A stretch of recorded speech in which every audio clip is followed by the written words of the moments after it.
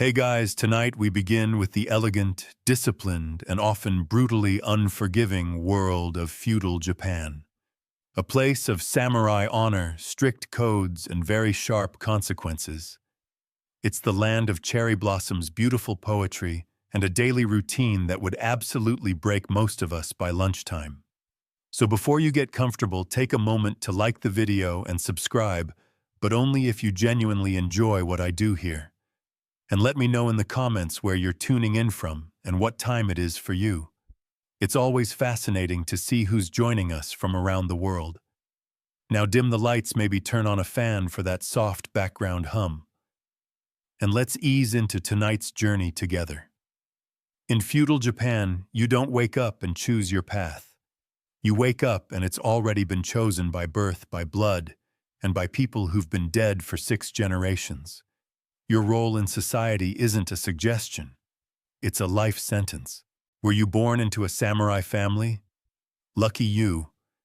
You're now responsible for the blade, the bow, and 10,000 ways to sit properly in front of your lord. Born a peasant. Congratulations. You'll be spending the next 40 years ankled deep in mud, and your children will too forever. There is no resume. There is no start your own business. You're either a samurai peasant artisan or merchant, and once you're placed, you stay there. Trying to jump ranks isn't just frowned upon, it's punishable. You don't climb the ladder in feudal Japan, you bow to it. And we haven't even gotten to the ETA, the untouchables. These are the people who deal with death. Butchers, executioners, leather workers. Society needs them, but pretends they don't exist. They're like ghosts with jobs. Important jobs, but ghosts. Even within classes, it gets worse. Let's say you're a merchant, which sounds decent, right? You've got coin. But in feudal Japan, you're near the bottom.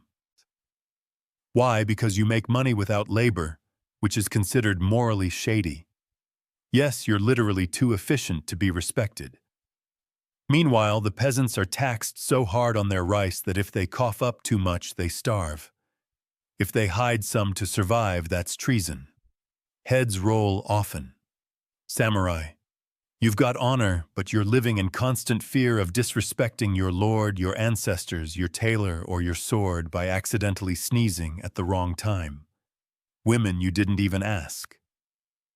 But no, you're not getting out of this either. Whatever your classes, your freedom ends where your father's opinion begins. You'll marry who you're told, obey whom you must, and thank the heavens if you're allowed to learn poetry. So yes, you're born assigned a costume and a script, and shoved onto the stage of society whether you want to perform or not. It's elegant, poetic, and crushingly inescapable, and that's all before you've had breakfast. You might think feudal life was all grit and grime, but Japan took cleanliness seriously, painfully seriously. In fact, it was practically a religion, which sounds lovely until you experience it in winter. You begin your day by washing not in a cozy, tiled bathroom with a warm towel and cucumber soap, but at a stone basin filled with ice-cold water fetched from a well or stream. There's no heating. There's no negotiating. You splash your face and arms shivering as if the ancestors are punishing you for having pause. Soap only if you're rich. And even then, it's made from ash or rice bran and smells like something a monk invented as a test of character. In rural areas, the local bathhouse, if you're lucky enough to have one, becomes the heart of hygiene. The communal center is heated by firewood and filled with villages. And by communal, we mean absolutely no privacy whatsoever. You bathe next to your neighbors, boss, future in-laws, and maybe your landlord completely naked in silence, pretending this isn't awkward. You scrub first, then soak. Cleanliness is sacred. Dirtying the bathwater. Social suicide. But if you're not near a bathhouse, then you wash what you can when you can. You clean your teeth with salt or a twig. Your nails are kept neat. Your clothes are regularly aired. You do this not because it's trendy, but because being unclean is seen as shameful spiritually and socially. And if you're a samurai, multiply the pressure. Your lord might inspect you head to toe at any time. Dirty fingernails dishonor wrinkled robe, disrespect too much body odor. During a bow you might not get back up again. Women expected to smell like cherry blossoms and discipline. Bathing is ritualized. Skin care is practiced with military precision, and hair is maintained in elaborate styles that take hours. Also, you can work a rice mortar and still look dignified doing it. So yes, feudal Japan was clean, very clean. But it came at a price. Freezing water, endless grooming, and the constant soul-shrinking awareness that someone was definitely judging your foot hygiene. Let's say you're born into the warrior class, the samurai. Sounds cool, right? Fancy swords, silk robes, poetic sword fights under cherry blossoms. Now let's talk about the fine print. Being a samurai in feudal Japan isn't about swinging a katana and shouting for honor. It's about never ever screwing up. The entire framework of your life is governed by Bushido, the way of the warrior. A code of conduct so strict even your ancestors are nervous. You don't live for yourself. You live for your daimyo, your lord. His word is law. His moods are weather patterns. And your job is to serve him with such loyalty that you'd rather die horribly than disappoint him mildly. No pressure, disobedience, dishonor, failure, dishonor, raising your voice inappropriately, dishonor, looking at the wrong person sideways during a tea ceremony. You guessed it. Dishonor. And dishonor isn't something you walk off. It's something you're expected to atone for, usually with your own intestines. That's not a metaphor. That's seppuku, the ritual suicide, expected of disgraced samurai. You kneel, pull out a short blade, and let's stop there.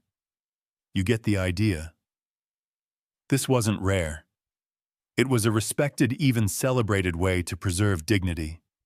Mess up badly enough and your lord might give you a short blade and a quiet room and say, you know what to do. On top of that, samurai were expected to train constantly. Swordsmanship, archery, horseback riding, strategy, calligraphy, poetry, all while maintaining perfect posture and the expression of a man who's never known joy, just a deep sense of obligation. Laughing too loud, unrefined, showing fear, weakness, getting emotional, shameful. Your clothes are precise, your sword must be spotless, and your conduct must be so honorable it makes other people uncomfortable. And if you ever raise your sword in anger without cause, insult a superior, or lose a duel, you don't just lose, you lose everything. Being a samurai isn't about glory, it's about discipline, silence, and surviving each day without blinking wrong. So yes, you look good in armor, but you're one eyebrow twitch away from existential catastrophe. So you weren't born a samurai. No sword, no poetry, no chance of dramatic ritual disembowelment. That's the good news. The bad news, you're a peasant, which means your entire existence is a combination of dirt, sweat, back pain, and government-mandated rice delivery. You wake up with the sun not because you're one with nature, but because the land tax doesn't pay itself. And also your thatched hut has no doors, no windows, and someone's goat just walked across your bed mat. Breakfast. If you're lucky, a bowl of rice porridge and a side of last week's pickled something. If you're unlucky, it's pretend you're not hungry with a splash of river water. Then it's off to the rice fields, which sound peaceful in travel documentaries, but are in reality mud pits designed to break your soul slowly over 12 hours. You plant, you weed, you hope a bandit raid doesn't happen today. And when the sun goes down, you limp home only to discover that one of your oxmen is missing, and the village headman would like to speak with you about your grain shortfall. Taxes are relentless. You don't get paid in coins. You pay them with rice. Your family eats what's left, which isn't much, especially if the harvest was bad, or if your lord's nephew accidentally rode a horse through your plot during a military drill. Want to complain? That's adorable. You can't. Talking back gets you whipped, exiled, or promoted to corpse. If you're really lucky, you might become a village elder, which means people still don't listen to you, but now ask for your advice right before ignoring it. And remember, you're legally not allowed to leave your village without permission. You are, in effect, a rice-based prisoner with seasonal ankle rot. Festivals, there are some. You get drunk on week's sake. Dance in a circle and try not to think about how planting season starts again in 4 days. So yes, you are the foundation of the economy, the reason the samurai eat, and the person everyone forgets exists. And no, you do not get a day off because feudal Japan believes in hard work, generational suffering, and keeping expectations extremely, extremely low. You're hungry. Of course you are. You've been tilling, planting, sweating, and politely not dying since sunrise. Time to eat. But in feudal Japan, meals aren't about indulgence. They're about survival simplicity and not choking on a fishbone in front of your in-laws. If you're a peasant, your diet is rice. Rice for breakfast, rice for lunch, rice for dinner. If you're lucky, it's actual rice. If you're not, it's barley pretending to be rice. You might get a turnip or two, some pickled radish if the gods are in a good mood. Meat. That's for the daimyo, or for that one chicken that looked at you funny and mysteriously disappeared. Fish, sometimes, but it's dried, salted, and sharp enough to file your teeth. Soup. Usually miso, if you can call hot salt water with 2 floating leaves soup. It's flavorful. Yes. In the same way seawater is hydrating. Now if you're a samurai, you do get better food, but you also eat last after your lord, his guests, and anyone he feels like impressing. That means cold rice, cold soup, and the eternal joy of watching other people eat while pretending you're deeply honored to wait. Also, everything is seasonal. Not because it's trendy, but because there's no refrigeration, no global supply chain, and if you don't harvest it yourself, it probably doesn't exist. So when it's winter, that's just nature's way of suggesting fasting. And heaven forbid you get food poisoning. Medical care is optimistic. The local remedy is lie down and think about your ancestors. You'll either get better or become one of them. Food theft is a serious crime. Steal a bowl of rice and you're not getting a slap on the wrist. You're getting a public display of why we don't touch the daimyo's daikon. Tea. It's around, but not like you're imagining. The tea ceremony is a complex performance that's more about posture, etiquette, and existential humility than actually quenching thirst. So yes, meals are sacred, quiet, and respectful, but mostly they're bland, small, and contain at least one crunchy mystery item. And no, you can't complain.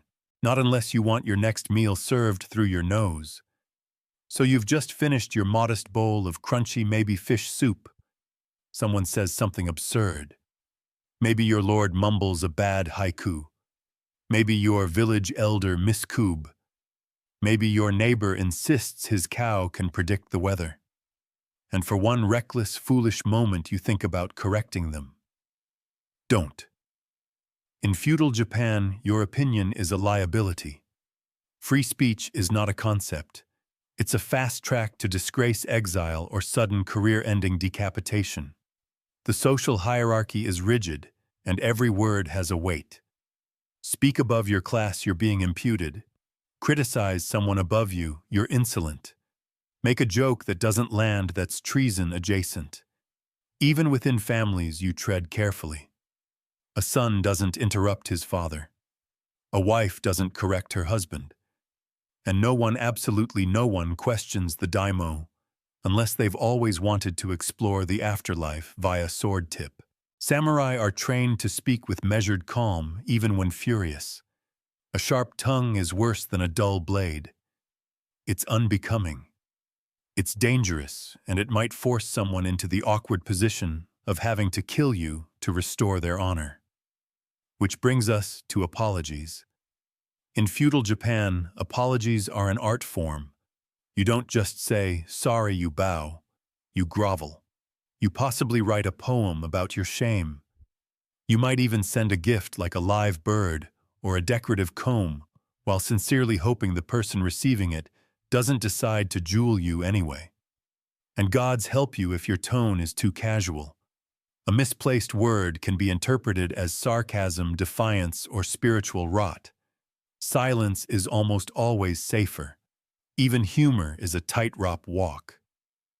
Laughing at the wrong thing could be seen as disrespect. Laughing with someone important might imply you think you're on their level, and that's how people end up mysteriously reassigned to the far north. So yes, you're free to speak technically, but in practice you nod, smile, and pray your opinion never tries to escape your mouth. Because in feudal Japan, loose lips don't just sink ships.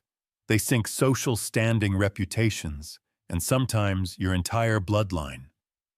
In feudal Japan, fashion isn't about self-expression. It's about making sure everyone knows exactly how far below them you are just by looking at your sleeves. Your clothing doesn't reflect your personality. It reflects your position, your purpose, and whether or not you're legally allowed to carry a sword without getting tackled by a samurai. Let's start at the top. Samurai wear layers of silk robes, sometimes armored, always dignified. Their outfits are carefully arranged to signal status and readiness. The colors, deep blues, earthy browns, and the occasional blood-red flourish, elegant, ominous, and almost always implying, "I have killed a man for less than a fashion faux pas." And of course the swords. A samurai's daisho. The paired long and short swords is more than a weapon set. It's a walking badge of authority. Drawing one in public is a last resort. Wearing them improperly is a first step toward being publicly corrected with extreme sharpness.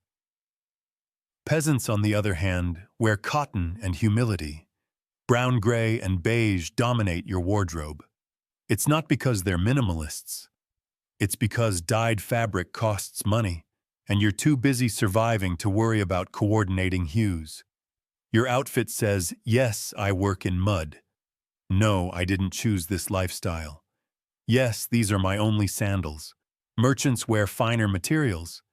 They have money after all, but they're still socially ranked below samurai and peasants, so they keep it muted. Rich, but not too rich. Silk, yes, but subdued.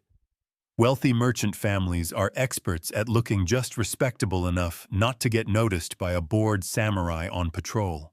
Artisans and craftsmen dress neatly but modestly. Their clothing is durable, practical, and most importantly, unobtrusive. Drawing attention to yourself is considered a personality defect. And then there are women who must strike a delicate balance between grace obedience and wearing 12 of folded symbolism. Hairstyles are coded. Kimono patterns are seasonal. And if you wear a color meant for a different festival, congratulations. You've just dishonored your entire household and possibly started a neighborhood whisper war. In short, what you wear isn't just about clothing. It's about rank, ritual, and surviving daily judgment from both heaven and your mother-in-law. So you're imagining moonlit walks beneath cherry blossoms, whispered poetry under paper lanterns, perhaps a dramatic kiss between a samurai and a forbidden princess. Yeah. No. In feudal Japan, love is a side quest, and not one you're likely to complete. Marriage isn't about feelings. It's about alliances, status, rice taxes, and not embarrassing your ancestors. If you're a peasant, your marriage is arranged by your parents and maybe the village elder. Romantic compatibility isn't discussed. Sturdy legs and healthy teeth are considered more important. If you're from a samurai family, the stakes are even higher. Marriages are tools of politics. Your partner is chosen to solidify a clan alliance, secure land, or pay off a grudge with a nice kimono. The goal isn't happiness, it's stability. Ideally, one that doesn't collapse during harvest season. Love letters maybe, but only if they're written in perfect calligraphy using the appropriate seasonal metaphors and passed along discreetly by a maid who definitely knows too much. Women, of course, have even less say. A samurai daughter may be married off at 15, required to master calligraphy etiquette, needlework, and the fine art of never expressing disappointment out loud. Her job is to bear sons, serve tea, and absolutely never fall in love with the flute teacher. Actual romantic love, the kind with stolen glances and passionate declarations, is the domain of poets, theater plays, and tragic ghost stories. If you want to experience love in feudal Japan, you'll need to watch a no-drama about two doomed lovers who turn into mist. And if you try to step outside your assigned relationship structure, good luck. Adultery can lead to exile, disgrace, or death by sword-related disapproval. The punishment might be carried out by your spouse, your lord, or your in-laws, whoever gets there first. Even for samurai, taking a concubine was common, but that didn't make things easier. It just added more people to disappoint silently. So yes, people fell in love secretly, painfully, occasionally with the wrong person, and always at the worst possible time. Because in feudal Japan, love wasn't forbidden. It was just dangerously inconvenient. In feudal Japan, death isn't a distant concept. It's your neighbor, your coworker, your roommate, who never pays rent but is always around. You don't plan for retirement. You plan for your exit. Because death isn't a tragedy here. It's part of the script. Let's start with the samurai. These honorable warriors walk around with 2 swords and a personal death plan. If they lose a battle, seppuku insult their honor. Seppuku spill sake on the daimo's robe. Seppuku with dramatic background music. And it's not private. It's public, ceremonial, and performed with the same precision as a tea ceremony, but with significantly more internal bleeding. But don't think peasants are getting a longer life. If you're a farmer and the rice harvest fails, you're starving. If your village can't meet its tax quota, your head might be used to make a very stern point. Drought, plague, bandit raid. Pick your flavor of sudden demise, and good luck fighting any of it when your most advanced medicine is warm tea and a strong belief in herbal optimism. Speaking of bandits, they're real. They're everywhere. And they don't care that you spent all year growing those Dion radishes. The roads outside towns are so dangerous that people just don't travel unless absolutely necessary. The phrase, "maybe we'll visit your cousin next year," actually means, "I enjoy being alive." If you're a woman, childbirth is a dice roll. Complications, too bad. Midwives are helpful, but surgical options are mostly pray harder and boil another towel. If your husband dies in disgrace, you might be expected to follow him, not emotionally, but literally with a dagger. And let's not forget nature itself. Earthquakes, floods, tsunamis, famines. Japan is a disaster artist. Your home could be washed away or buried at any time. And the only insurance policy is a well-tied roof and deep spiritual acceptance. But perhaps the darkest part, you're expected to accept it all calmly. Wailing in fear or fighting fate is considered undignified. A real hero bows before death, composes a poem, and meets their end like it's just another awkward dinner with your clan. So yes, feudal Japan is beautiful, but mortality is part of the decor. In modern life, you're told to follow your dreams, be your own person, and live your truth. In feudal Japan, your truth is whatever your clan tells you it is. Individualism isn't a virtue. It's a red flag. You exist not as a lone star of destiny, but as a very small branch on a very important family tree, and your job is to keep that tree from catching fire due to any embarrassing behavior like expressing opinions or falling in love with a merchant's daughter. Your clan is everything. Your identity, your reputation, your future. It all flows through your family name. You are part of a web of obligations, honor, and expectations so dense it might as well be a spiritual spreadsheet. Even the samurai, proud, honorable warriors, don't fight for themselves. They fight for their daimyo, their household, their ancestors. And if they die, ideally, it's in a way that makes everyone above them look great. Because dying with honor is one thing, but dying in a way that slightly embarrasses your clan, that's the stuff of generational nightmares. Your actions reflect on your father. Your father's actions reflect on your grandfather. Your grandfather's actions may still be affecting how your cousin is treated in the next province over. It's not guilt by association. It's life by association. Want to open a noodle shop because you love cooking? That's adorable. Unfortunately, your clan raises horses, so you'll be brushing hooves until further notice. Express interest in painting. Excellent. You'll be decorating the temple your family sponsors with strict guidelines in total silence. And don't even think about scandal. One poorly timed affair, drunken incident, or public poem with too much sass and the shame hits everyone. Your siblings shunned. Your mother mortified. Your great-uncle might have to disembowel himself just to restore the family's good standing. You are not a person. You are a representative, a chess piece, and a liability with legs. But hey, if you play your role well, bow at the right times, and marry who you're told, your clan might just speak your name with something resembling pride. And that's the feudal Japanese version of a personal achievement badge. Let's say you've survived the social hierarchy, the sword jewels, the honor system, and the rice tax. Congratulations. Now try surviving the weather. Feudal Japan is a masterpiece of natural beauty. Snow-capped mountains, serene forests, blooming cherry blossoms, and an absolute nightmare of environmental chaos. The scenery is gorgeous.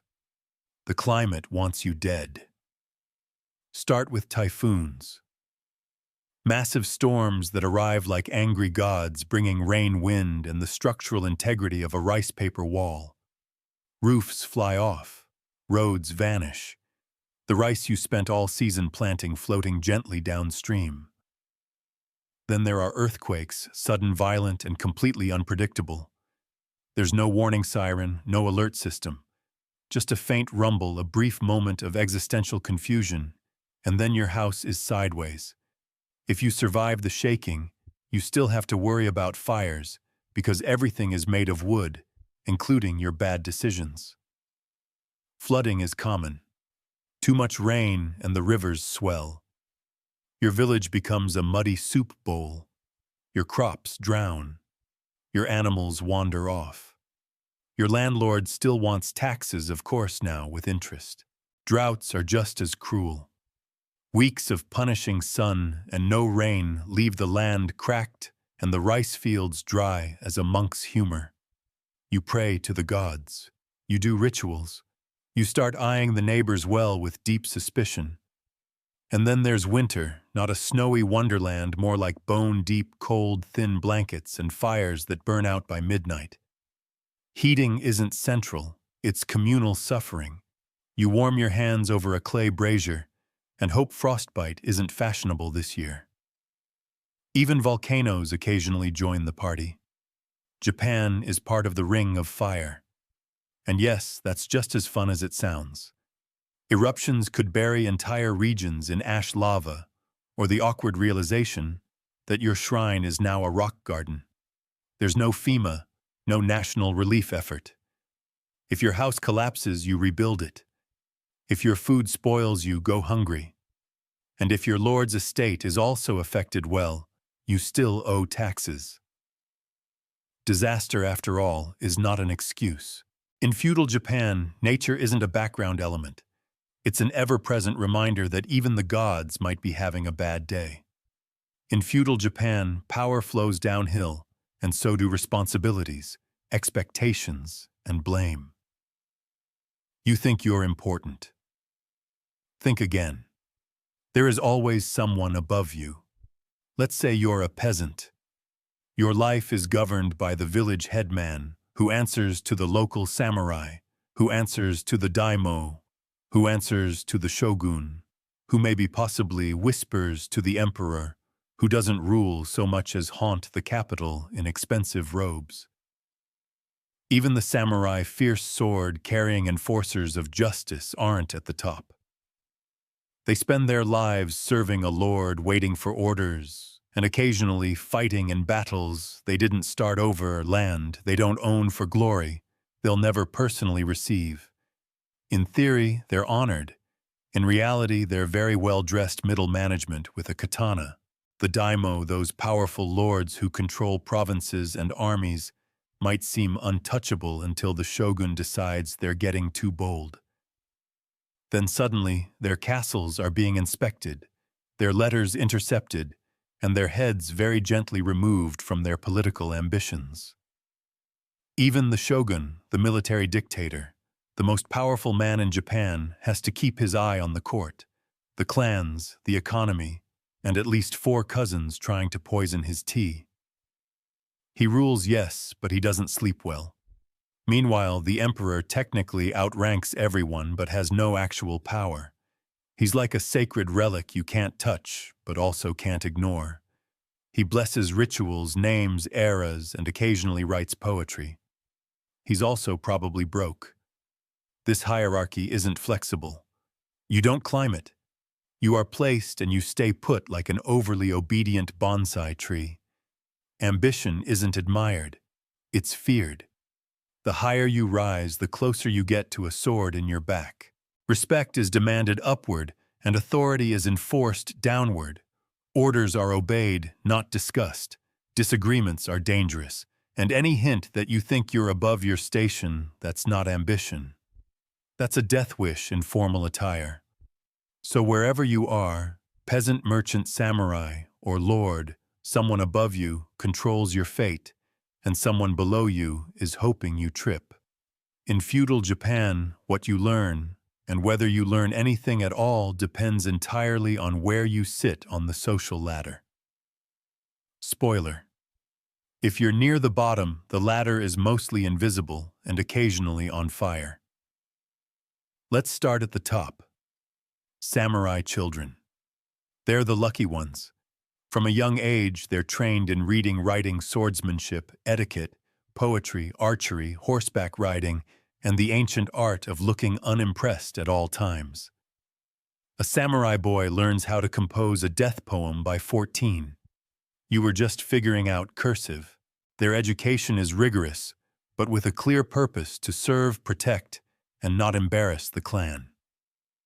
They study Chinese classics, Bushido principles, and how to bow so precisely that the gods take notes. Then there are merchant and artisan families. They get some education, usually math, record-keeping, maybe a bit of reading, but only what's necessary for business. You're not reading Confucius. You're learning how to calculate the cost of pickled turnips in bulk. Practical, yes. Glorious. Not really. Peasant children. Education looks like this. This is a hoe. This is rice. Now start working before the sun beats us to it. Your parents teach you how to farm, how to survive, and how to politely not die in front of the tax collector. Literacy is rare. Schooling is a luxury. The only scroll you'll read is the one nailed to a tree, explaining why your taxes just went up again. And girls, unless you're from a high-ranking family, you don't get much formal education at all. You're trained in domestic skills, sewing etiquette, tea ceremonies, and how to maintain silence while maintaining a household. If you're really fortunate, you might learn calligraphy or poetry, as long as it doesn't distract you from folding laundry with spiritual precision. Education in feudal Japan isn't about personal growth. It's about fulfilling your role without asking questions. The idea of learning for fun would make most elders faint into their sake cups. So yes, knowledge is power, which is exactly why they kept it so tightly controlled. Feudal Japan is a land of breathtaking aesthetics. Everything from the curve of a fan to the placement of a teacup seems designed to soothe the soul and impress your ancestors. But here's the catch. You can and will be judged for doing it wrong. Culture in feudal Japan isn't just art. It's performance with consequences. The way you arrange flowers, pour tea, or fold a kimono isn't left to whimsy. It follows strict codes that have been around longer than your entire bloodline.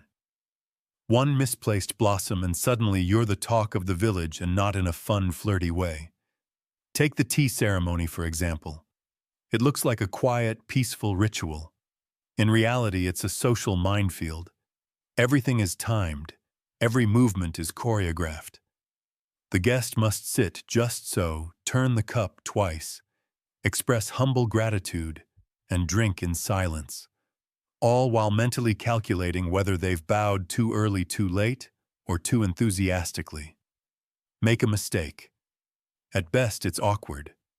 At worst, it's seen as a character flaw or a moral failing passed down from your disgraceful great-granduncle. Then there's calligraphy, a beautiful form of expression. Right, wrong. It's a test of discipline, personality, and the alignment of your inner spirit. That brushstroke isn't just ink. It's a reflection of your soul's posture. Messy handwriting might as well wear a sign that says emotionally unstable and bad at bowing. Even poetry is dangerous. You don't just write a haiku. You write it in the proper season, on the correct type of paper, using metaphor that references both nature and your emotional landscape without getting too personal, too passionate. You lack refinement, too dry. You're spiritually cold, too clever. You're showing off, and now no one's inviting you to the moon viewing party. Culture here is a delicate game. You participate not to relax, but to prove that you are composed, refined, and deeply deathly afraid of appearing uncultured. Beauty in feudal Japan isn't effortless. It's a battlefield in silk robes. And if your cabana arrangement doesn't follow the rules well, may the gods have mercy on your bonsai. After all, we've seen the hierarchy, the hygiene, the honor, the endless rice. Let's be honest. You wouldn't last a day in feudal Japan. Not because you're weak, not because you're soft, but because this wasn't a society designed for survival. It was one designed for submission, precision, and quiet, relentless obedience. Every moment was a test of posture, of loyalty, of whether or not you bowed at precisely the correct depth while reciting a seasonal greeting in the right emotional tone. If you failed, there were consequences. Public shame at best, ritual death at worst. There were no days off, no just being yourself. You were born into a role, handed a script, and expected to perform it with deadly elegance for the rest of your life. Deviating wasn't seen as brave. It was seen as dangerous. The individual didn't matter. The clan did. The lord did. The land did. If you were a samurai, you carried the weight of centuries of honor and the very real threat of having to recite poetry before slicing open your own abdomen. If you were a peasant, you worked the land from dawn until your spine became a question mark, hoping the weather didn't betray you or your lord didn't. If you were a woman, your life was a carefully managed exercise in grace, silence, and sacrifice. And if you were anyone else, well, the system was designed to make sure you stayed exactly where you were. Feudal Japan was beautiful, yes, breathtakingly so. The architecture, the rituals, the poetry, the art, all meticulously curated. But that beauty came with sharp edges. It required discipline so tight it could snap bones. It demanded respect so absolute it swallowed individuality whole. So no, you wouldn't last. You'd speak out of turn, or laugh too loudly, or accidentally step over a threshold with your left foot instead of your right. You'd forget to bow. You'd ask a question. You'd want to change something, and that alone would mark you as a threat to the order. But that's the brilliance and the tragedy of feudal Japan. It wasn't made to be easy. It was made to endure. In an age where women were barely allowed to speak in public, let alone command an army. Artemisia of Carrier existed like a historical glitch, someone who absolutely by all the rules of ancient society should not have been possible. And yet there she was, seated on a throne wearing the double burden of queen and naval commander, plotting war alongside some of the most powerful men of the ancient world. Artemisia ruled Halikarnassus, a city nestled along the southwestern coast of Asia Minor, modern-day Turkey.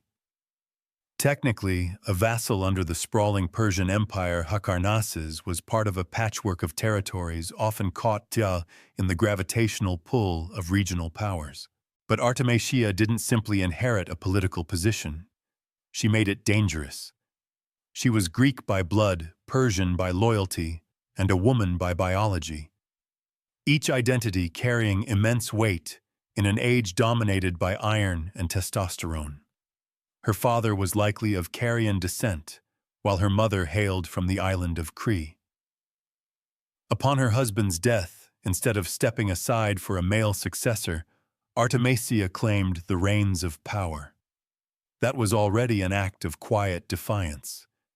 But she didn't stop at ruling. She wanted to conquer. When Xerxes the Great launched his legendary invasion of Greece around 480 BCE, Artemisia did something no other woman of her time dared. She volunteered for war. Not to stitch bandages or offer prayers from a safe distance, but to command ships and risk death. She supplied 5 of her own vessels, sleek, fast, deadly, and led them personally into the thick of battle. And Xerxes, ruler of an empire stretching from India to Egypt, didn't just tolerate her presence. He listened to her, valued her. It was a bold move. Some would say foolish. A Greek fighting for Persia, treasonous, a woman on a warship. Unthinkable. But Artemisia knew what she was doing. She wasn't motivated by loyalty to bloodlines or empires. She was playing the game of survival and power, and she played it better than most of the men around her. In a world carved up by men with swords, Artemisia didn't ask for permission. She built her fleet, sailed into history, and dared anyone to stop her. By siding with Xerxes, Artemisia effectively declared war on her own people, the Greeks. It was a decision that raised eyebrows even before a single oar hit the water. And it wasn't just the usual whispers of treachery. This was personal. To the Greeks, she was a traitor in fine robes, a queen turned mercenary, a woman who had traded heritage for favor at a foreign king's table. But Artemisia didn't seem the least bit bothered. In fact, she doubled down. She sailed into the campaign like she belonged at the high table of Persian power. And in many ways, she did. Xerxes, famous for surrounding himself with brutal warriors and sycophants, found in Artemisia something he rarely encountered. Honesty. Blunt, piercing honesty. She told him not what he wanted to hear, but what he needed to know. In council meetings surrounded by decorated generals and satraps with bloodied boots, Artemisia spoke with clarity and strategy, and she was rarely wrong. Her advice was sharp, tactical, and often laced with warnings others were too proud to voice. Before the infamous Battle of Salamis, she urged Xerxes to avoid direct naval confrontation with the Greeks, warning that the cramped straits would nullify Persia's numerical advantage. But Xerxes, swayed by overconfidence and flattery, ignored her. That decision would come back to haunt him. Even among her Persian allies, Artemisia's presence was complicated. Many commanders resented her authority. After all, she wasn't just a woman. She was a Greek woman, one who told truth to power and led her own ships with unnerving precision. She wasn't there as a figurehead or symbolic mascot. She was there to win. and that unsettled more than a few mustachioed warlords who'd spent their lives in the business of conquest. Meanwhile, back in Greece, her name spread like a stain. Herodotus himself from Halicarnassus seemed both fascinated and baffled by her. He documented her with the mix of awe and suspicion usually reserved for mythical creatures. To some, she was Medusa in a breastplate. To others, a misunderstood genius with the audacity to think like a man and better than most of them. Artemisia was many things: loyalist, strategist, traitor, visionary. But above all, she was a political animal who understood one hard truth. In war, identity bends. Only power remains. If there was ever a stage that tested Artemisia's brilliance and boldness, it was the Battle of Salamis. This wasn't just any battle. It was the naval showdown of the Greco-Persian Wars. The Persian fleet, massive and overconfident, squared off against a much smaller but strategically positioned Greek navy in the narrow straits near Athens. It was here that Xerxes' campaign would falter, and it was here that Artemisia would make one of the most shocking tactical moves of her career. Let's rewind slightly. Artemisia had warned Xerxes not to engage the Greeks in these narrow waters. She argued correctly that their superior maneuverability and familiarity with the terrain would nullify the Persian size advantage. But Xerxes, intoxicated by numbers and pride, dismissed her warning. He wanted a spectacular victory. What he got instead was humiliation. As the battle raged, chaos swallowed the Persian lines. Ships collided, formations broke, and Greek tires darted like sharks between lumbering vessels. It was a slaughter, and in the middle of it all was Artemisia, commanding her flagship, surrounded by allies and enemies, trying to survive a collapsing battle. Here's where things get wild. With a Greek ship pursuing her relentlessly, Artemisia made a decision that historians still debate today. She ordered her ship to ram and sink another Persian vessel, one from an allied king, no less. The move was so unexpected that the Greeks, assuming she must be on their side, stopped chasing her. She slipped away untouched. Xerxes, watching from a hilltop, supposedly witnessed this and turned to his aides, exclaiming, "My men have become women, and my women have become men." It was perhaps the highest praise he ever gave a subordinate, especially one who had just sacrificed a friendly ship to save herself. But Artemisia's move wasn't just about survival. It was strategy, misdirection, and cold-blooded calculation wrapped into one. She read the battlefield in real time and made a split-second decision that saved her ship, her crew, and possibly her own life. It was controversial. It was brutal, but it worked. While many Persian commanders died that day or fell into disgrace, Artemisia sailed back not as a failure, but as one of the only leaders Xerxes still trusted. The Persian fleet limped back from Salamis humiliated. Ships were lost, morale shattered, and the myth of Persian naval invincibility obliterated. For many commanders, this was the beginning of the end. But for Artemisia, it was a strange kind of triumph. In the middle of a disastrous campaign, she emerged as the lone figure of competence. Someone who had warned the king, acted decisively, and escaped unscathed. Xerxes took notice. Now back on land, licking the wounds of defeat, the Persian war machine had to pivot. And in a rare moment of candid trust, Xerxes turned once again to Artemisia, not as a novelty, but as his most reliable advisor. He asked her a deeply personal question. What should he do next? Artemisia, ever blunt, told him exactly what no proud emperor wanted to hear. Retreat. She urged him to return to Persia and leave his trusted general Mardonius in charge of the remaining campaign in Greece. You've achieved what you needed. Athens has burned. Don't push your luck. That was essentially her message, and incredibly, Xerxes listened. The man who had ignored most of his war council followed the advice of a single woman. It was a moment that confirmed what others had only suspected. Artemisia wasn't just brave. She was politically lethal. She knew when to fight, when to deceive, and now when to walk away. Her power didn't come from brute force. It came from clarity, something in short supply among kings and conquerors. In the aftermath, she was entrusted with the guardianship of Xerxes' sons, an honor that spoke volumes. In ancient courts, you didn't hand your heirs to just anyone. You chose someone whose loyalty was ironclad and whose judgment could be trusted. Artemisia, a woman born on the fringes of empire, had now placed herself right at its heart.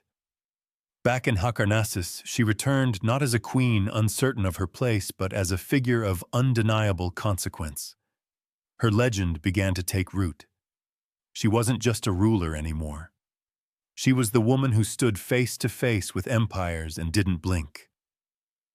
Where most would have sought safety and silence, Artemisia had stepped into war and somehow came back more powerful than when she left. While Artemisia's military feats gained her notoriety, her legacy didn't grow alone on the battlefield. It also thrived in the minds of those who recorded it, especially in the pen of Herodotus, the so-called father of history, who just so happened to be born in Halicarnassus, the very city Artemisia ruled. This geographic coincidence added an almost eerie intimacy to his account of her life. He wasn't writing about some distant myth. He was writing about his queen. And yet Herodotus didn't present her as a caricature of feminine virtue or villain. He painted her as something much rarer in historical record, a competent, calculating, and compelling leader. His account of the Battle of Salamis highlights not only her courage, but her cold pragmatism, the sinking of the Allied ship, the escape under Greek confusion, the brutal brilliance of it all. In Herodotus's work, Artemisia becomes more than a commander. She becomes a contradiction, both admired and feared, respected and suspected. But make no mistake that respect was hard-earned. She existed in the shadow of men, powerful ones like Xerxes and Mardonius. But somehow she outshone them all. While they drowned in ambition, she floated on foresight. She knew when to fight and when to vanish. That kind of wisdom is rare. Rarer still when it comes from a woman in a world that equated femininity with fragility. And perhaps that's what intrigued Herodotus the most. Artemisia didn't fit. Not in the cultural mold of her time, and certainly not in the comfortable categories historians like to build. She wasn't a rebel, but she disobeyed. She wasn't a feminist because the concept didn't exist, but she undermined patriarchy through competence alone. Her legacy spread quietly, not through monuments or golden statues, but through stories, echoes passed along by men who were forced to admit she was better than them. In war councils, she outthought them. In battle, she outmaneuvered them. And in politics, she outlasted them. For all their noise, the men of her time ended up needing scribes to keep their memory alive. Artemisia had something better. Or as Herodotus put down his scroll and dipped his pen again, he wasn't just writing history. He was recording a riddle in the shape of a queen. Strangely enough, the name Artemisia didn't vanish after her death. About a century later, it returned. This time in the form of another queen, Artemisia, the Seku of Carrier, a namesake and likely descendant who also ruled Halicarnassus. But while the second Artemisia never commanded fleets in battle, she too would carve her name into the bones of history quite literally. Her claim to fame building one of the 7 wonders of the ancient world, the Mausoleum at Halicarnassus. The second Artemisia commissioned this towering marble tomb for her husband Mausolus, who was also her brother, because ancient dynastic politics never failed to get awkward. But it wasn't just a tribute to grief. It was a statement, a monument to carry an identity and an echo of the strength that the first Artemisia had once wielded. Historians have long debated whether the two women were directly related. Mother and daughter, aunt and niece, possibly not related at all. But one thing is clear. The name Artemisia had by then become synonymous with power, intellect, and bold rule. The legacy of the original queen had seeped so deeply into the identity of Hyrcanus that future generations wore it like armor. Even more fascinating is how the later Artemisia's mausoleum gave us the very word we use today for monumental tombs. Mausoleum, a linguistic legacy born from stone grief and political theater. And while the second Artemisia was known for mourning, she was also a capable ruler, continuing the thread of female leadership in a corner of the ancient world, where that was anything but normal. But let's not forget the foundation for all of this was laid by the first Artemisia, the naval commander, the queen who advised Xerxes, the woman who navigated the Greek world as both insider and outsider. Without her, the name might have faded. Hyrcanus might have been just another forgotten city on a forgotten coast. Instead, it became a beacon, a place where two powerful women shaped history, not through accident, but through audacity. Their stories, though separated by time, speak to each other across the centuries. One with ships, one with stone, and both with names history could not quite bury. Artemisia's story has always lived in the in-between between empires, between genders, between legend and history. And nowhere is this more obvious than in the way her legacy has been argued, bent, and reinterpreted over the centuries. Was she a Persian puppet, a Greek traitor, or simply a sovereign playing chess while others were busy swinging swords? To Persians, she was a loyal commander, one of the few who gave sound advice and fought with distinction. Xerxes clearly trusted her more than many of his seasoned generals. That in itself speaks volumes about her political sharpness and composure under pressure. In the Persian world, her loyalty was seen as honorable, perhaps even heroic. To the Greeks, it was more complicated. Many viewed her as a turncoat, someone who had betrayed her Hellenic roots to side with an Eastern desperate. And yet even Greek chroniclers, notably Herodotus, couldn't help but admire her intelligence and cunning. She was in many ways a mirror to their own contradictions, proving that not all Greeks stood with Greece, and not all Persians were villains. She defied the lines that war tried to draw. And then there's the modern view where historians and readers alike continue to wrestle with what she represents. A feminist icon before feminism. Maybe a symbol of shrewd leadership in a world built to exclude her, absolutely. Her legacy continues to fascinate, not because she fit the mold of ancient queens, but because she cracked it open. In military circles, she is still cited in naval histories, often as a rare case of a woman commanding warships in antiquity. In literary and political circles, she appears as a symbol of reason in an age of hubris. And in popular culture, she occasionally resurfaces, sometimes twisted, sometimes glamorized, but always unmistakable. But here's the truth. Artemisia didn't care about legacy. Not in the way we do. She wasn't building a brand or writing memoirs. She was trying to survive, to rule, to win. And that's what makes her story so enduring. It wasn't shaped by vanity or myth-making. It was shaped by decisions, hard ones, controversial ones, and more often than not, the right ones. She didn't belong to Persia. She didn't belong to Greece. She belonged to herself. As the centuries passed, Artemisia's story did what all great stories eventually do. It mutated. She was no longer just a historical figure. She became myth, metaphor, and sometimes monster. Writers and dramatists reinvented her as they pleased. In some tales, she was a cruel seductress. In others, a warrior queen possessed by bloodlust. The real Artemisia, the tactician, the realist, the survivor, was buried under layers of fantasy and fear. Part of this distortion came from a simple truth. Men didn't know what to make of her. A woman who gave orders, who didn't crumble in the face of war, who told kings they were wrong and proved it. That didn't sit well with the ancient world. So storytellers did what they often do when faced with a woman they can't control. They rewrote her. One bizarre legend claimed that she fell hopelessly in love with a man who didn't return her affections, and in a fit of despair, she threw herself from a cliff. Not exactly the kind of thing a steely naval commander does, but it served the narrative of turning strength into tragedy. Another version painted her as a venomous schemer, more witch than queen. It's a pattern that repeats across history. When a woman gains power through intellect or audacity, later generations either soften her into a damsel or darken her into a villain.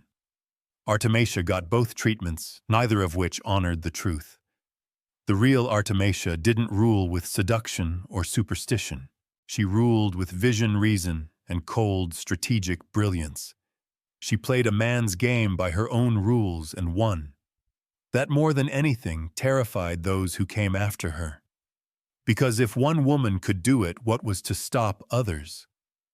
Even in modern times, adaptations continue to distort her. Hollywood, for example, recast her as a vengeance-fueled femme Feudal in 300 Rise of an Empire. Entertaining, sure. Accurate, absolutely not.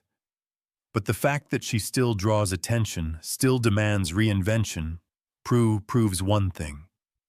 Her legacy has teeth. The woman they feared didn't die. She evolved into myth, into memory, and into the long, uncomfortable question history keeps asking. What if more women had been like Artemisia? When Artemisia of Korea vanished from the records, she didn't vanish from history. She simply shifted form. Like the wake left behind a warship, her legacy rippled outward long after she sailed her final voyage. No grand tomb marks her resting place. No statues survive bearing her likeness. And yet her presence endures, etched into the bones of Hykarians, whispered in the pages of ancient chronicles, and debated in the halls of every historian, trying to understand how she pulled off the impossible. Because Artemisia's life was exactly that impossible. She ruled when women weren't supposed to rule, fought in wars where women weren't supposed to fight, gave advice where women weren't supposed to speak. And still, somehow, she was heard. She wasn't merely tolerated. She was respected. That is perhaps her rarest achievement. Not just surviving the ancient world as a woman in power, but earning the kind of grudging admiration that made even her enemies pause. Centuries later, her name remains a paradox, simultaneously exalted and obscured. She's not the household name that Cleopatra or Joan of Arc became, but perhaps that's fitting. Artemisia didn't chase legend. She chased outcomes. She wasn't adorned with mythic beauty or tragic romance. She was a leader, a realist, a strategist. Her drama played out not in poetry, but in the silence of war rooms, in the tight quarters of a ship, and in the long stare of a king who chose to listen. Today, her story invites re-examination, not just as a tale of a woman in a man's world, but as a reminder that courage doesn't always wear a crown or raise a sword. Sometimes it sits at the edge of power, says the uncomfortable thing, and sails straight into chaos. Artemisia didn't need to be rescued. She didn't need to be rewritten. What she needed, what she still deserves, is to be remembered as she was. Sharp, dangerous, brilliant. In an empire built by men, she charted her own course across hostile seas, against cultural gravity, and through the fog of war. And as long as ships sail and history remembers those who dare to speak, when silence is safer, Artemisia of Carrier will never be truly gone. Before lenses and satellites, before Copernicus dared rearrange the cosmos, humanity had only two tools for unlocking the secrets of the sky, the naked eye, and stone. And somehow that was enough. Across the ancient world, civilizations looked up not just in wonder, but with intent. The stars were not mere decoration. They were calendars, compasses, gods, and prophecies. And so began the oldest science of all astronomy. Long before it had a name, it was a necessity. Farmers needed to know when to plant. Sailors needed to know how to steer. Priests needed to know when to perform the right ritual at the right celestial moment. And astronomers, often indistinguishable from priests, kings, or mathematicians, were the ones everyone relied on. But without telescopes, how did they do it? They built temples not just for worship, but for watching. Massive structures like Stonehenge in England, Nabtlir in Egypt, and the Great Pyramids of Mesoamerica weren't just tombs or altars. They were observatories carefully aligned with the movements of the sun, moon, and stars. Many were designed to capture specific light patterns on solstices and equinoxes. Sacred architecture with astronomical purpose. The Great Temple of Amun-Ra at Karnak in Egypt, for example, was oriented so that the sun would rise precisely between its pylons on the summer solstice. The Maya at Chichen Itzar built El Castillo, a pyramid that casts a shadow of a serpent slithering down its staircase on the spring and autumn equinoxes. In India, vast stone instruments like the Jantar Mantar allowed astronomers to track the declination of celestial bodies with remarkable precision. These weren't accidents. These weren't crude guesses. These were deliberate, data-driven feats of cosmic engineering. And they weren't isolated. From the Andes to the Nile, from Babylon to Beijing, humans were building with the stars in mind, sinking stone with starlight. They charted planetary motions, eclipses, and even retrograde movement with nothing but patience, observation, and a deep sense of cosmic order. The sky wasn't just watched. It was measured, mapped, and built into the very bones of their cities. Long before glass could magnify the heavens, civilizations were already recording their rhythm in stone in silence and with astonishing accuracy. In the sun-baked floodplains of ancient Mesopotamia, the Sumerians looked up and saw not just stars, but structure. Around 3000 BCE, they weren't simply telling stories about the heavens. They were organizing life around them. To the Sumerians, the sky wasn't random. It was a cosmic schedule, and their job was to interpret it correctly. These early astronomers laid the groundwork for what we now call celestial mechanics. They observed the regular motions of the sun, moon, and planets, and realized these movements weren't chaos. They were clocks. That's how they developed one of the earliest known calendars dividing the year based on the lunar cycle. It wasn't perfect, but it was remarkably effective for tracking agricultural and ritual events. And speaking of time, the Sumerians gave us the sexagesimal system, the base 60 counting method still baked into how we measure minutes, seconds, and degrees. When you glance at a clock showing 60 minutes in an hour or 360 degrees in a circle, you're echoing a 5,000-year-old way of thinking. They didn't have telescopes, but they had ziggurats, step towers rising toward the heavens.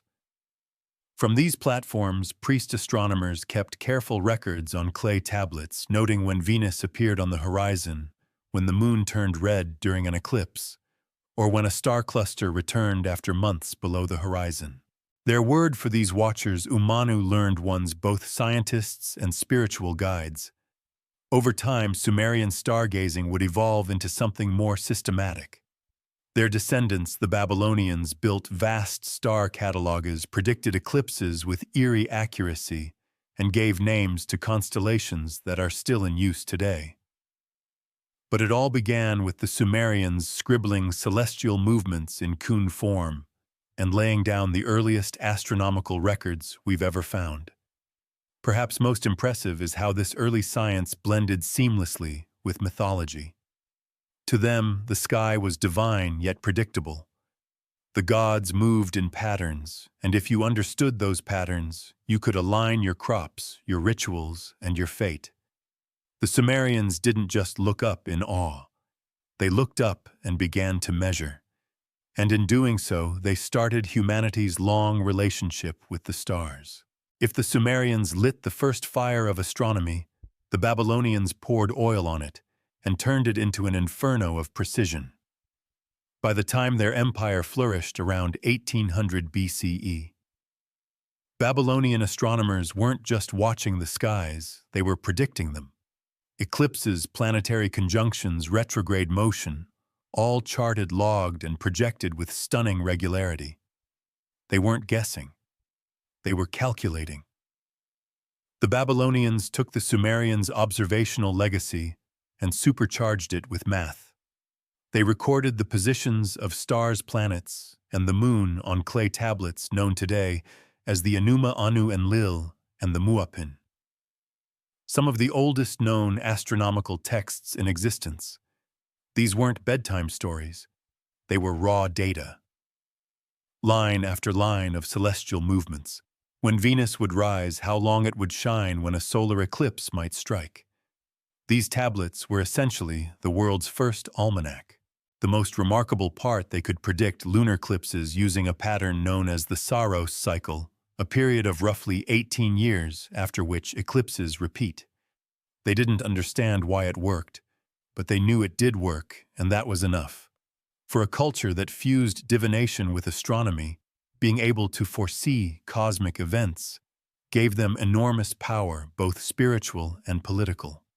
And while the Greeks are often credited with inventing the zodiac, the truth is the Babylonians got there first. They divided the sky into 12 equal parts, each anchored to a constellation, and laid the foundation for what would become the zodiac signs we still use and misuse today. Yes, when someone asks your sign, you can thank Babylon, but what really sets the Babylonians apart is their mathematical boldness. They tracked planetary motion, even retrograde paths, and used arithmetic methods to approximate celestial cycles. Not geometric models, mind you, that would come later with the Greeks, but arithmetic that worked. And for practical purposes, that was more than enough. They saw the universe as a ledger of patterns, a giant machine of repeating cycles. And their astronomers were not just mystics or priests. They were early scientists, hunched over tablets, decoding the rhythms of the cosmos in symbols and numbers. In the dark, they wrote the sky. While the Babylonians were busy predicting eclipses, the ancient Egyptians were syncing their entire civilization to the stars, quite literally. In the Nile Valley, astronomy wasn't just a curiosity. It was survival. And at the heart of it all was a single star. Sirius, the brightest light in the night sky. The Egyptians noticed something extraordinary. Each year, just before the annual flooding of the Nile, Sirius would reappear on the horizon during dawn. This event, known as the helical rising of Sirius, became the cornerstone of their calendar. That wasn't just poetic, it was vital. The Nile's floodwaters determined crop cycles, and missing that window could mean famine. So the Egyptians created a 365-day solar calendar divided into 12 months of 30 days, plus 5 festival days. It was remarkably close to our modern calendar centuries before Julius Caesar ever got involved. But the Egyptians didn't stop with Sirius. They tracked the sun, moon, and stars from their temples, many of which were aligned with astonishing astronomical precision. The Temple of Kararnach, for instance, was oriented so the sun would rise directly through its axis during the summer solstice. Other temples lined up with the rising and setting of stars, considered sacred. And then there were the pyramids. The Great Pyramid of Giza, constructed around 2560 BCE, was aligned almost perfectly with the cardinal points. Its shafts may have been pointed towards specific stars, possibly Orion and Sirius, hinting at a celestial connection between the heavens and the pharaoh's journey into the afterlife. This wasn't just burial architecture. It was cosmological engineering. Egyptian priests often served double duty as astronomers. They observed the skies not only for ritual timing, but for signs, omens, and the will of the gods. Astronomy, theology, and governance were tightly interwoven. To rule Egypt was to understand the sky. What's remarkable is that without telescopes, without even lenses, they developed an entire system for tracking time, orienting buildings, and forecasting natural events, all based on patient observation and relentless precision. The Egyptians didn't look at the sky for entertainment. They looked up and saw a divine clock ticking with purpose, echoing eternity. Deep in the jungles of Mesoamerica, long before Europeans set foot in the New World, the Mer were building one of the most sophisticated astronomical systems the world had ever seen. Without metal tools, without wheels, and without telescopes, they mapped the movements of the sun, moon, planets, and stars with a precision that still baffles modern scholars. To the Mer, astronomy was not a luxury of the learned elite. It was the framework of society itself. Their rulers were seen as cosmic intermediaries, and every major political or religious event was timed to match a celestial counterpart. Eclipses, solstices, equinoxes, and Venus cycles weren't just observed, they were used to legitimize power. One of their most striking achievements was their tracking of Venus. The Mayan noted that Venus disappeared and reappeared in the sky in a repeating cycle of 584 days, and they tied this rhythm into their ritual warfare and calendar systems. The Dresden Codex, one of the few surviving pre-Colian manuscripts, contains a Venus table that tracks the planet's movements over hundreds of years, with an error of less than 1 day. They didn't stop there. The Merid long count calendar capable of tracking dates over spans of thousands of years. They understood the solar year with incredible accuracy, about 36520 days, remarkably close to the modern value. Their calendar systems were so refined that multiple ones ran simultaneously. The 260-day ritual calendar, Zulkan, the 365-day solar calendar, Harb, and the long count for historical chronology. And the observatories, they didn't have glass domes, but they had stone genius. The El Caracol Observatory at Chichen Itzar was built with specific windows and alignments that allowed Mayan priests to track the movements of Venus and the sun. Temple staircases and shadow effects were timed to equinoxes, like the famous serpent shadow that slithers down El Castillo during the spring and autumn. The Mayor weren't just watching the skies. They were synchronizing their civilization with them. Their kings ruled by the stars. Their temples rose in tune with solstices, and their wars were timed with the wanderings of Venus. They didn't just read the cosmos. They wove it into the fabric of life. In ancient China, astronomy wasn't simply a science. It was a matter of state. The emperor, regarded as the son of heaven, ruled with the mandate of heaven, a cosmic endorsement that could be revoked if the stars sent the wrong message. That made astronomy both sacred and political. If the sky changed, so could the dynasty. As early as 2000 BCE, Chinese astronomers were tracking celestial events and documenting them with methodical care.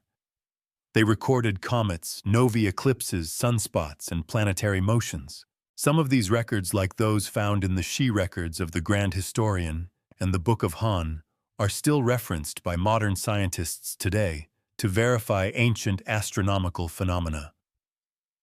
Perhaps most remarkable is their documentation of a supernova explosion in 1054 CE, visible in daylight for 23 days. Chinese astronomers recorded its location with such accuracy that modern astronomers used the data to identify the remnants, now known as the Crab Nebula. But China's astronomical prowess didn't rely on mystical interpretation alone. They developed mechanical devices such as armillary spheres and gnomons shadow-casting rods to measure the altitude of the sun and the positions of stars. In fact, the Chinese had working watered celestial globes and astronomical clocks centuries before Europe caught up. Chinese astronomers divided the sky into 28 lunar mansions, similar in concept to Western constellations, and used them for both navigation and timekeeping. They also created the Chinese lunar solar calendar, which balanced lunar months with the solar year and remains in use today to determine traditional holidays like the Lunar New Year. One of their key contributions was the meticulous recording of eclipses. They not only predicted solar and lunar eclipses, but sometimes tied them to dynastic omens. If an eclipse occurred and the emperor hadn't been forewarned, it was considered a failure of the astronomers, and sometimes a sign that the emperor had lost the mandate of heaven. In short, astronomy in China wasn't tucked away in a scholar's study. It stood at the very core of governance, divinity, and national survival. The stars didn't just tell time, they told truth, and the empire listened. In ancient India, astronomy was never a separate discipline. It was interwoven with philosophy, ritual mathematics, and metaphysics, known as Jyotisha, the science of light. Indian astronomy began as a tool for determining auspicious timings for rituals, but evolved into one of the most mathematically advanced systems of celestial observation in the ancient world. The earliest references to celestial events appear in the Vedas, composed around 1500 BCE. These sacred texts mention the sun-moon and planetary cycles, as well as the division of the sky into 27 nakshatras, lunar mansions, that form the core of early Indian sky mapping. These nakshatras were tied to both mythology and calculation, forming the basis of astrological charts and calendars still used in India today. But Indian astronomy wasn't just poetic. It was shockingly precise. Ancient scholars developed models for the solar year that were more accurate than the Julian calendar introduced much later by the Romans. The Surya Siddhanta, a foundational astronomical text compiled around 500 CE, based on earlier knowledge, describes the Earth's axial tilt, the elliptical orbits of planets, and even the concept of gravity centuries before Newton. Perhaps the most revolutionary figure in Indian astronomy was Aryabhata, who in 499 CE proposed that the Earth rotates on its axis daily, a theory rarely entertained in other parts of the world at that time. He also calculated the length of the solar year at 365.358 days, just a tiny fraction off from modern values, and developed advanced trigonometric functions to assist in astronomical calculations. Indian astronomers also created sophisticated signs, worked with decimal notation, and used shadow instruments and spheres to measure angles and altitudes. Observatories were often aligned with solstices, equinoxes, and planetary conjunctions. But beyond technical achievements, Indian astronomy carried a cosmic elegance. The universe wasn't just a machine. It was a cycle, a dance of time and space unfolding endlessly. Astronomy wasn't about domination over nature. It was about harmony with it. In the Indian worldview, understanding the heavens was a way of understanding the self, a geometry of spirit where planets moved not just across the sky, but through the soul. If other civilizations looked to the sky for guidance, ritual, or survival, the ancient Greeks looked up and asked why. Why do the stars move? Why do planets wander? And most importantly, can the cosmos be explained by reason? Greek astronomy marked a turning point in humanity's relationship with the heavens. Where others saw patterns and portents, the Greeks sought laws. They weren't just observers. They were theorists trying to decode the sky using mathematics, geometry, and philosophy. It began with Thales of Miletus, one of the first to suggest that celestial phenomena had natural causes. Then came an Alexander, who imagined the Earth floating in space unsupported and suggested that the heavens formed a sphere. These ideas may sound crude today, but for their time they were revolutionary. The true leap came with Pythagoras, who viewed the cosmos as a system of perfect harmony, a music of the spheres governed by mathematical ratios. His followers believed the universe could be understood through numbers, laying the foundation for theoretical astronomy. But it was Aristarchus of Samos who came closest to modern truth. In the 3rd century BCE, he proposed a heliocentric model, with the sun, not the earth, at the center of the universe. His ideas were ignored for nearly 2,000 years, but they planted a seed that would later bloom with Copernicus. Then came Hipparchus, the father of observational astronomy. He created the first star catalog, divided stars by brightness, discovered the precession of the equinoxes, and developed trigonometric tools to calculate celestial positions. His accuracy was astonishing, especially without telescopes. And finally, there was Claudius Ptolemy, whose Almagest became the authoritative astronomical text for over a millennium. He synthesized Greek, Babylonian, and Egyptian knowledge into a geocentric model that explained planetary motion using epicals and deference, a complex yet elegant system that worked until it didn't. While some Greek ideas were wrong, their commitment to rational explanation and systematic modeling changed the game. They taught the world that the stars weren't random. They were governed by patterns that the human mind could understand. With the Greeks, astronomy became more than observation. It became an argument between earth and sky, between logic and myth, and between what we see and what we know. By the time the telescope was invented, in the early 17th century, humanity had already spent thousands of years watching the skies with nothing but eyes, shadows, and stone. And yet what those ancient civilizations achieved is nothing short of astonishing. They mapped stars, tracked planets, predicted eclipses, and built monuments aligned with solstices and equinoxes, all without lenses, satellites, or electricity. What makes their accomplishments even more extraordinary is that they did it independently. The Sumerians in Mesopotamia, the Maya in Mesoamerica, the Chinese and Indians in Asia, the Greeks and Egyptians around the Mediterranean, they all developed astronomical systems rooted in their own worldviews. Yet despite being oceans apart, they arrived at similar conclusions. The heavens move with order, and that order matters. Ancient astronomy wasn't confined to ivory towers. It shaped agriculture, religion, architecture, politics, and philosophy. It dictated when to plant, when to pray, when to build, and when to rule. In every culture, understanding the sky was seen as a way of understanding the divine, or at the very least, one's place in the vast machinery of existence. And while their models varied, some geocentric, some mythological, some cyclical, they all shared one trait, a deep, unwavering respect for the cosmos. For many ancient peoples, the sky wasn't just a backdrop.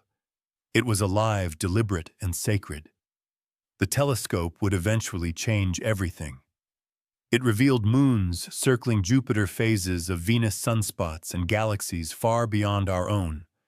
But the groundwork, the patient mapping, the systematic records, the sheer curiosity that belonged to the ancients.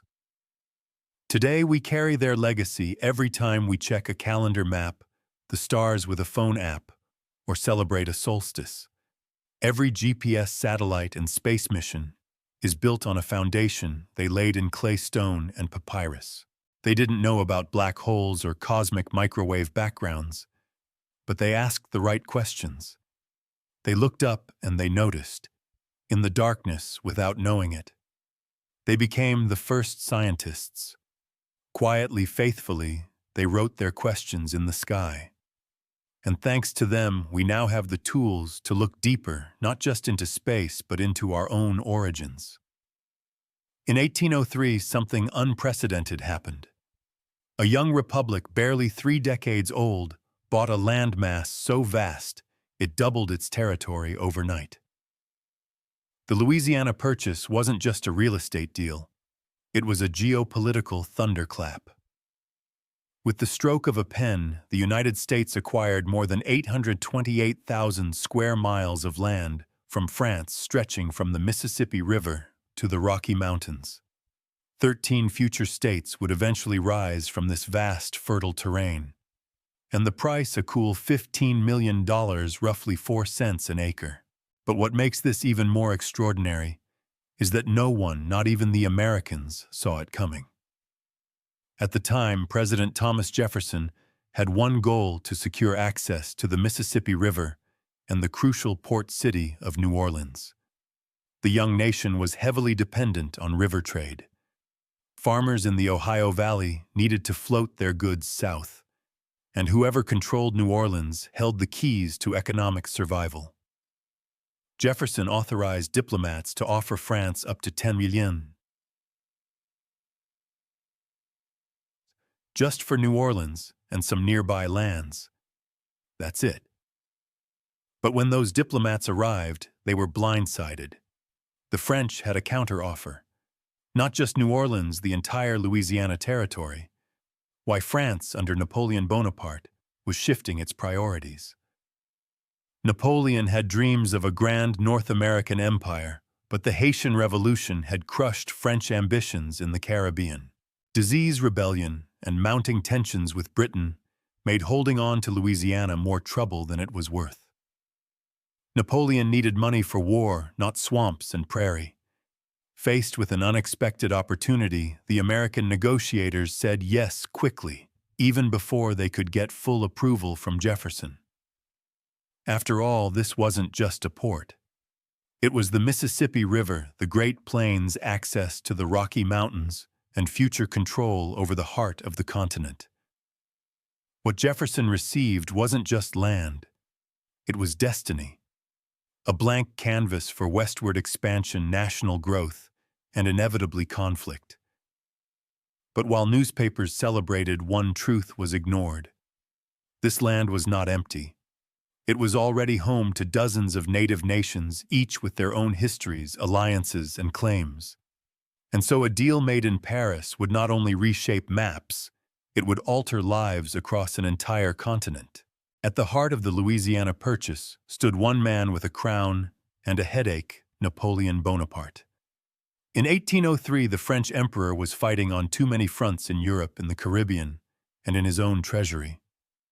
And so, in an act that shocked nearly everyone involved, he offered to sell off a third of North America to the very country he had once hoped to block from continental power. It hadn't started that way. Just a few years earlier, France had secretly acquired Louisiana from Spain under the Treaty of San Ildefonso. Napoleon had grand dreams of restoring a French colonial empire. Louisiana would feed Sandaing, the crown jewel of France's Caribbean colonies today, known as Haiti, with wheat, meat, and supplies. France didn't want Louisiana for its own sake. It wanted it to support sugar. But that vision collapsed in fire and fever. The Haitian Revolution, led by formerly enslaved people under leaders like Toussaint Louverture, had erupted into full rebellion. France sent tens of thousands of troops to crush it, and watched them die by the thousands. Not just from battle, but from yellow fever.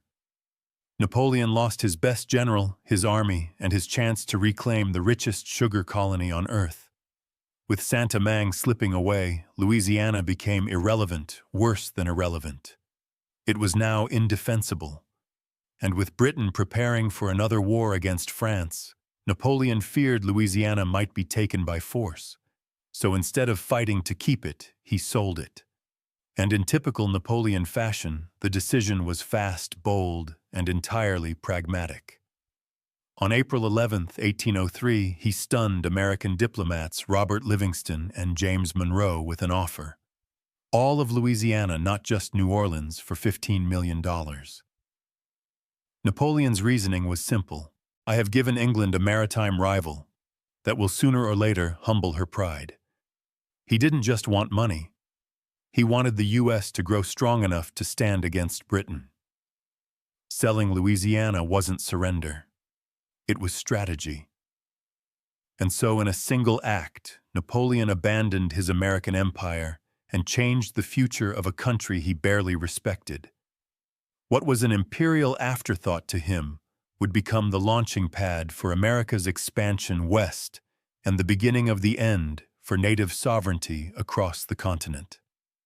Thomas Jefferson had long envisioned an agrarian republic, a nation of independent farmers living on their own land, bound together by liberty and civic virtue. The Louisiana Purchase should have been his dream come true, but instead, it gave him a constitutional nightmare. Jefferson was a strict constructionist. He believed the federal government should only exercise powers explicitly granted by the Constitution. And guess what? Nowhere in that document did it say the U.S. government could buy foreign territory. There was no clause for purchasing a continent, no legal roadmap for doubling the size of the nation in one transaction. So Jefferson hesitated. The offer from Napoleon was almost too good to be true. $15 million for land stretching from the Mississippi to the Rocky Mountains. It was a once-in-a-civilization opportunity, but Jefferson wrestled with the contradiction. Could he, a man who feared federal overreach, stretch the Constitution to justify such a massive acquisition? In private, he considered proposing a constitutional amendment to authorize the purchase. But the clock was ticking, and political realities loomed. If he delayed, Napoleon might change his mind, or Britain might seize the territory before the ink could dry. So Jefferson did something ironic. He embraced implied powers, the very thing he had criticized Alexander Hamilton for advocating years earlier. He rationalized the purchase as a treaty which the Constitution did allow the president to make with Senate approval. The Senate ratified the deal in October 1803 with overwhelming support, and Jefferson, while quietly uneasy, defended his decision as necessary for the survival and security of the Republic. And just like that, Jefferson, the constitutional purist, became the architect of the largest peaceful land acquisition in U.S. history. The contradiction wasn't lost on his critics who called him a hypocrite. But Jefferson saw it as a necessary compromise, bending the Constitution, in his view, to preserve the Republic rather than destroy it. In doing so, he set a precedent. The federal government could acquire land by treaty even without explicit constitutional authority, and that precedent would be invoked again and again as the United States expanded further west and into territories already lived on by others. The Louisiana Purchase had been signed, sealed, and ratified, but nobody really knew what the U.S. had just bought. The land was vast, sparsely mapped, and filled with unknown rivers, mountains, species, and people.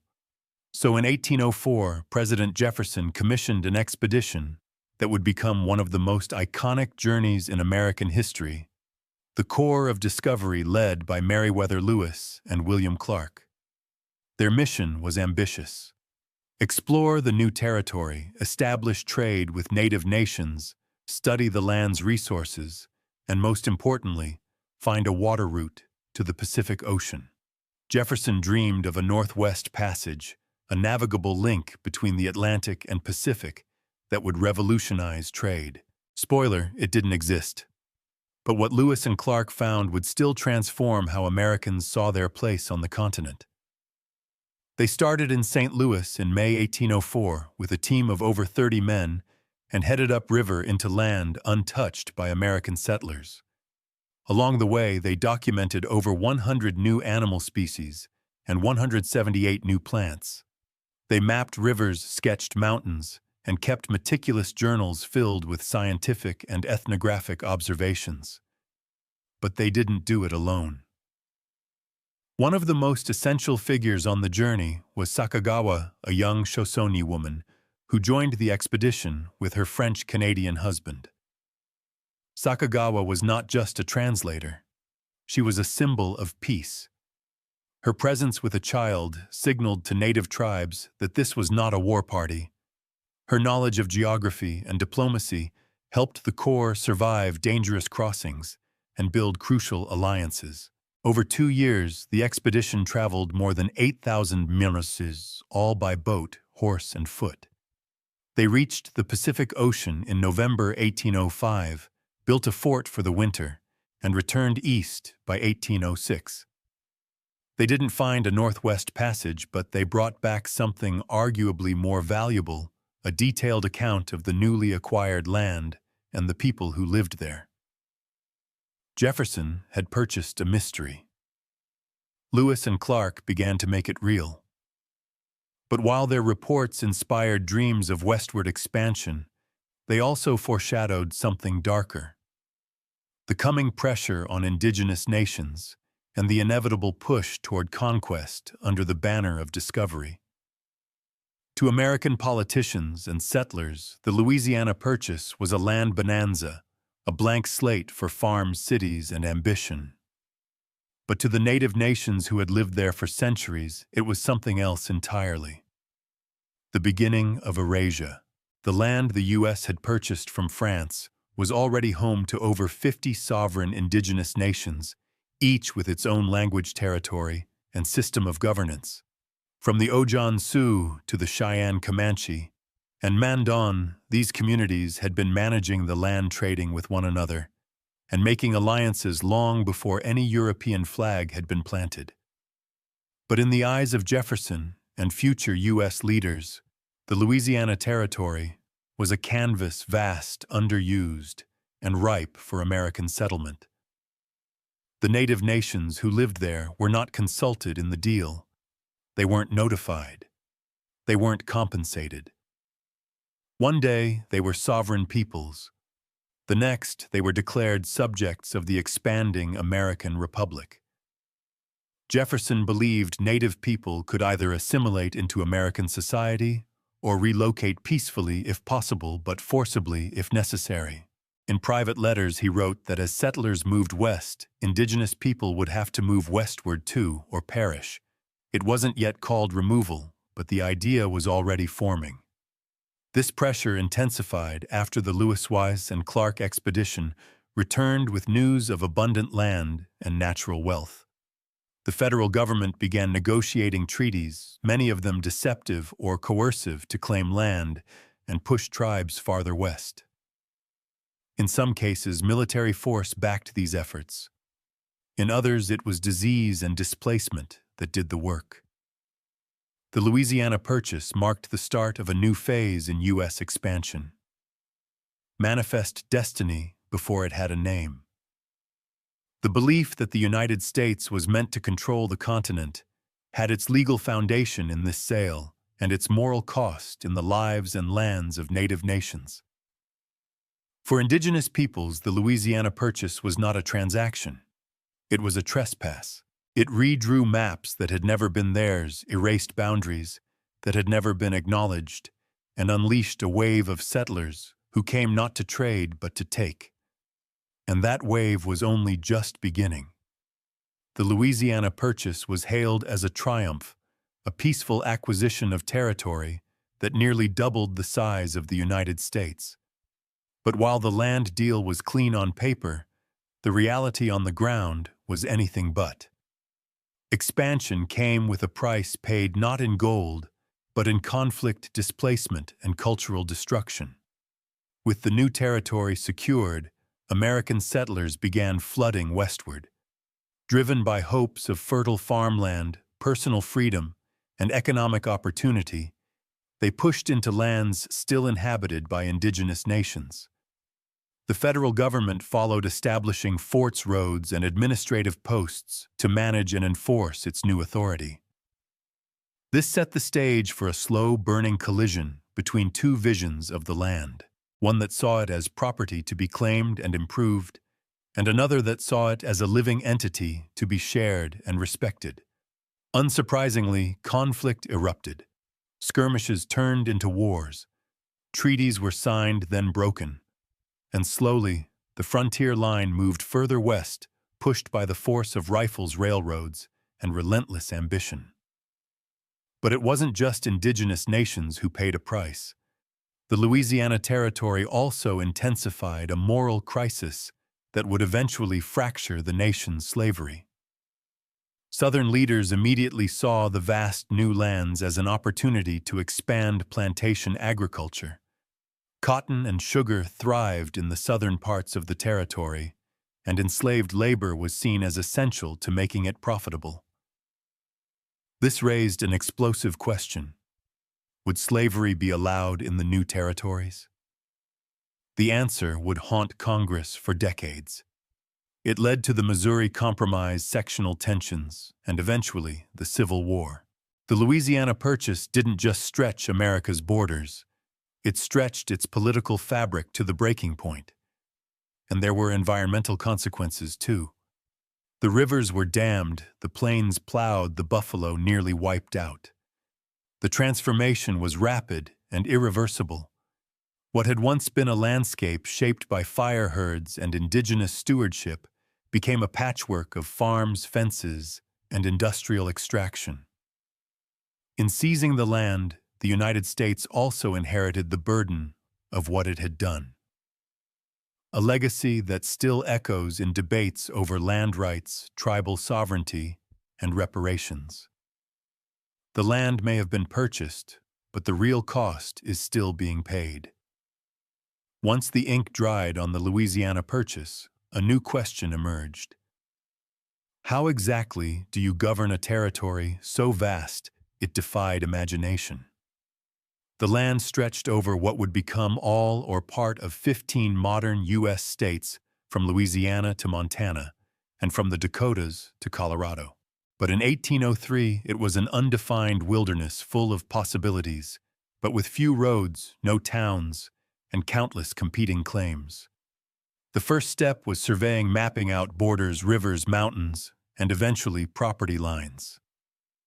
Expeditions like those led by Lewis and Clark, Zebulon Pike, and others laid the groundwork. Cartographers, land speculators, and military engineers followed drawing maps that would slowly become county lines, reservations, and state borders. What had been an open and interconnected indigenous world was now being chopped into rectangles. Congress passed laws to organize the territory, first as military districts, then as organized territories, each with governors appointed by the federal government. These new administrative units followed the pattern established by the Northwest Ordinance. Once a territory had enough settlers, it could apply for statehood, but not all borders were drawn with logic or justice. Take the creation of Missouri in 1821, the first state carved from the Purchase. Its admission triggered national uproar because Missouri wanted to allow slavery. The resulting Missouri Compromise drew an imaginary line across the Purchase. Slavery would be allowed south of it, banned to the north.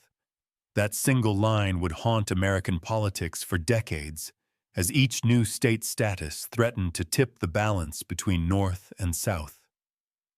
Meanwhile, white settlers poured into the new territories, often ahead of the law. They claimed land through pre-emption squatting and increasingly through federally sponsored land grants. Native peoples, even those with existing treaties, found their land suddenly reclassified. First as territory, then as open land, then as someone else's farm. And while maps were being filled in, they were also erasing. Erasing native trails, erasing seasonal migrations, erasing indigenous names, and replacing them with names like Jefferson City, Baton Rouge, and Fort Pierre. Borders in this new vision of America weren't just lines on a map. They were tools of control, ways to claim, divide, sell, and govern land that just a few years earlier had belonged to no president, no state, and certainly no empire. The Louisiana Purchase didn't just reshape America's borders, it redefined its identity. With one diplomatic stroke, the United States went from a coastal republic hugging the Atlantic, to a continental power stretching toward the unknown.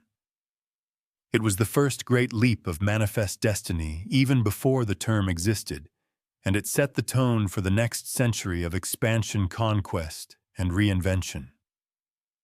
Politically, the purchase established the precedent that the federal government could acquire new land through treaty even without clear constitutional guidance. That precedent would be used again with Florida, Texas, Oregon, Alaska, and Hawaii. The U.S. became not just a country, but a collector of territory, a nation always looking westward. Culturally, it fed a new kind of American myth, that of the frontier. The Louisiana Territory became the backdrop for stories of rugged settlers, daring explorers, and wide-open possibility. But for every pioneer's dream, there was a native nightmare, a memory of land-lost treaties broken, and people pushed further into exile. Economically, the impact was staggering. The Mississippi River became the artery of American commerce. Cities like St. Louis, New Orleans, and Kansas City grew into vital trade hubs. Fertile plains turned into farmland, and the discovery of gold, silver, and other natural resources would turn portions of the purchase into engines of industrial growth. But the deeper legacy is a contradiction. The purchase represented American ideals, opportunity, growth, independence, and yet it also embodied America's deepest failures: dispossession, slavery, imperial ambition. It's a story of triumph written on land taken from others, often violently. Today, the boundaries of the Louisiana Purchase define states that millions call home. Highways crisscross where buffalo once roamed. Fields of wheat now grow where sacred grounds once stood. And yet, beneath the soil and asphalt, the memory of that purchase still lingers, not just as a transaction, but as a turning point. The United States was forever changed by it. So was the world. But the question remains, was the cost purely monetary, or was it, as many would later argue, measured in lives, cultures, and landscapes that could never be bought back? In the end, the Louisiana Purchase was more than a land deal. It was a defining moment, a shift in American identity from a fragile republic clinging to the eastern seaboard to an empire in the making, stretching boldly into the interior. The ink dried in Paris, but the consequences echoed across prairies, rivers, and generations. For the United States, it meant possibility. It sparked a new national confidence, a belief that expansion was not only desirable, but inevitable. That belief would harden into policy, becoming manifest destiny, and would eventually drive the U.S. to the Pacific Ocean and beyond. It also cemented a model of power built on land acquisition, displacement, and development. The West was no longer a mystery. It was a target. And for settlers, speculators, and politicians, it was an open invitation to seize opportunity by uprooting what already existed. For native nations, the transformation was catastrophic. The land they had lived on, traded through, fought for, and honored was suddenly owned, not by an invading army, but by a distant government that claimed to have bought it. There were no negotiations, no consent, just a line on a map and a new set of rules. The arrival of American settlers accelerated cycles of violence, forced removals, and cultural devastation. Treaties came and went, reservations were drawn. Bison were slaughtered, languages faded. By the time the dust settled, the native presence in the Louisiana Territory had been largely confined, silenced, or erased, though never extinguished. And yet the legacy of the purchase remains layered. The cities, economies, and infrastructure that emerged from it helped shape the modern United States. The rivers it granted became lifelines. The natural resources it offered fueled industrial growth. The space it opened allowed for innovation, diversity, and reinvention. But the shadow of that deal still lingers. The Louisiana Purchase stands today as a paradox, a bold diplomatic victory, and a blueprint for displacement. It's a story of growth and grief, of ambition and amnesia. It made the United States what it is, but it also forced a reckoning that continues to this day. How do you celebrate a land you never truly asked for and can never truly return?